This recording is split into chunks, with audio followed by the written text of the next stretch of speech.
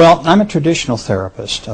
Initially, I worked not in past life regression or in any of the things that I do today. Primarily, I was working in behavior modification and working with people who had problems with sleeping and with depression, this sort of thing. In time, people would come to me and ask, well, since you are working in hypnosis, is it possible that you could take me into a past life? And I was very imperious in those days. I said, no, I don't do those kinds of things. I'm terribly sorry, but I'm very traditional in my academic orientation, and you would have to go to somebody else for that kind of thing. So what happened to me was that after a number of years passed, I had a client who came complaining of a pain in his side. He told me that he'd been to many medical doctors, had x-rays, and was told that it was all psychosomatic. It was in his mind, and that if he just forgot about it, it would go away. But it was causing him intense pain. He wasn't sleeping well, and so forth. He asked me if I could possibly find any root causes for this in his childhood, if I could regress him to his childhood.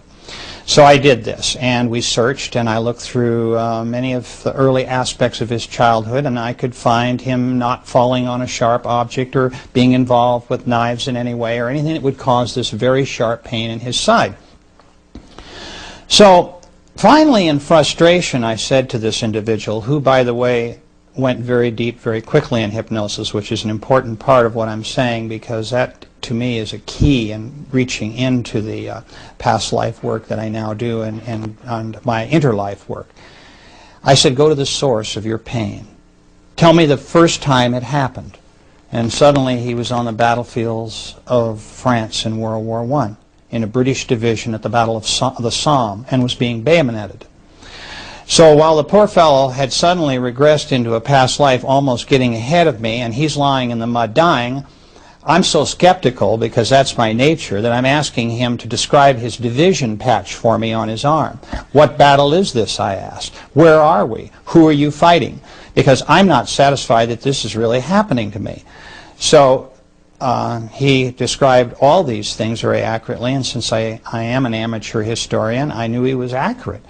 And so I realized that I'd had my first past life case, and I worked in desensitizing him just as I would have done if he'd have been a 6-year-old child who'd speared himself in the kitchen, for instance, while his mother wasn't there.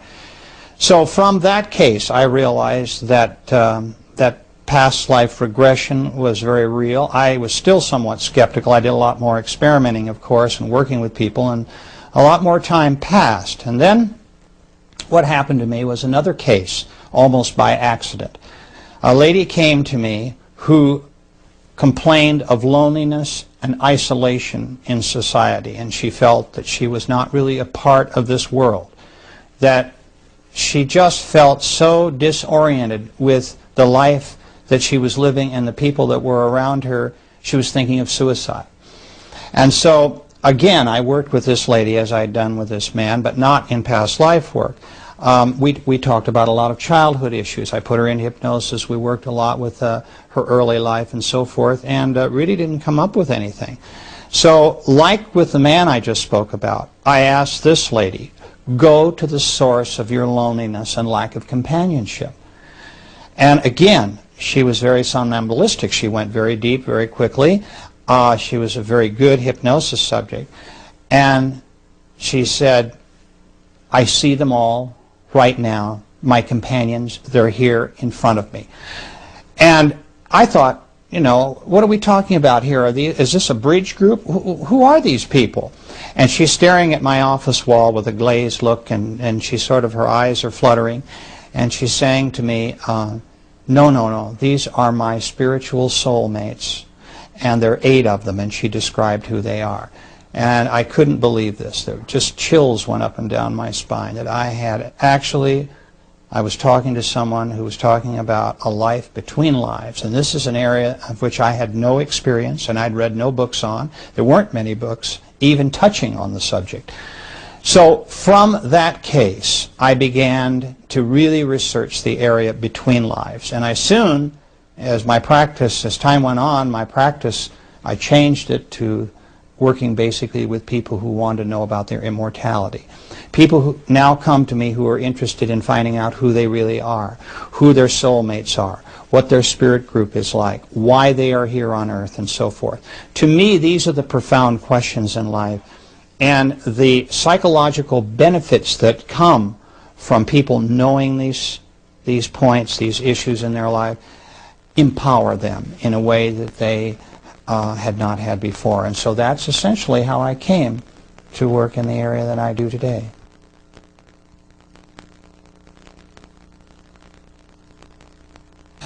You've got two types of people: those that understand hypnosis and the power of hypnosis and realize that it's for real. The AMA, I might add, has accepted hypnosis as a medical tool since 1958, which is rather late considering how long it's been around.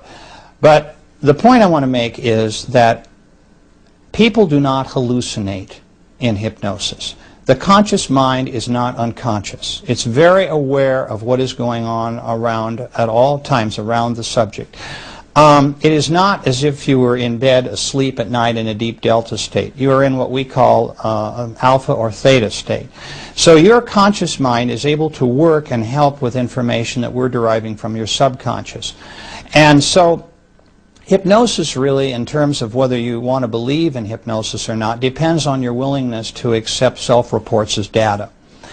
And essentially, it's not like physics where we have formulas. In terms of scientific proof, one could argue that's not possible. All I can tell you is that I was a skeptic at first about the whole process of past life regression and working in the life between lives. And what convinced me that it was real and that my patients were telling me everything that had actually happened to them in the past was their consistency of their reports. It didn't matter whether someone came to me who was deeply religious or an atheist or any philosophical persuasion in between. Once I had them in deep hypnosis, they all told me the same thing about the spirit world and about their life between lives.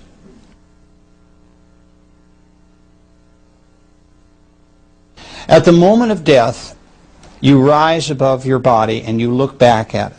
Now, there have been a lot of near-death experience reports. There have been books written about near-death experiences, and certainly people who have gone through this have appeared on television and radio and have described to the public in many forums how they felt and what they experienced. But you have to keep in mind that in a near-death experience, we're talking about someone who is clinically dead only for a few minutes, so they wouldn't be around to tell what they experienced. In my case, I have a client in hypnosis for some 3 hours, questioning him about these things. They're also in a relaxed state. They're not undergoing any body trauma. So they're able to tell me in a very clear and forthright way everything that happened to them. Now, let me explain that there are two types of souls. There are the more advanced type and there are the beginner type souls. There are really a few more types, but I'll just talk about these, essentially. The beginner soul, that is, the person who has not lived all that many lives, sometimes has difficulty separating from their body. And not that they're not released at the moment of death, but they hang around. They want to go to their funerals, and we're so vain. You know, these people will describe how they want to find out who's coming to their funeral, who's bringing flowers, how much respect is their body being shown, you know, being cremated or being put into the ground or what have you. So you have that type of soul who's not really ready to leave Earth's astral plane immediately because they're a little disoriented, and also they're kind of reluctant to leave this life in which they've, you know, had so much enjoyment. Then you have the second major type, which are those souls who have been around a long time and they're very experienced. They usually leave very quickly. And so both types, when they look back at their bodies, I want to tell you that there is something that's uppermost on their mind, and that is to comfort the loved ones that are left behind.